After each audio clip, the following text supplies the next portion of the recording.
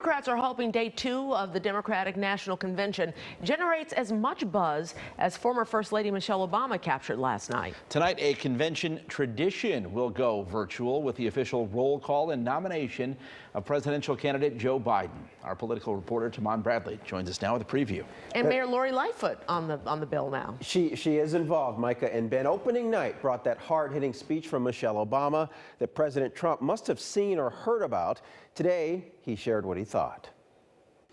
This morning, President Trump wasted no time responding to the DNC Night 1 highlight, Michelle Obama's forceful rebuke of him. Donald Trump is the wrong president for our country. On Twitter, President Trump wrote, "Somebody please explain to Michelle Obama that Donald J. Trump would not be here in the beautiful White House if it weren't for the job done by your husband, Barack Obama." Later, during a White House event commemorating the 100th anniversary of the ratification of the 19th Amendment, which guaranteed women the right to vote, the president jabbed Obama. She was over her head, and frankly, she should have made the speech live. We the people. We the people. We the people. The DNC's first night showcased diversity. Ordinary Americans, Republicans, and Democratic Socialists spoke. Tonight, the party is focused on policy. Let's show our Joe Biden and Kamala Harris pride. Illinois Democrats held a briefing earlier in the day where they discussed women's issues. This administration has been anti-woman in every possible way. His days and the days of the anti-choice forces are numbered.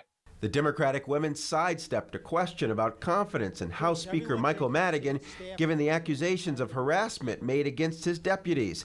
Instead, the women talked about Madigan's connection to allegations against ComEd. If these facts are proven to be true, then I think that he would have to look at, or he should look at stepping down.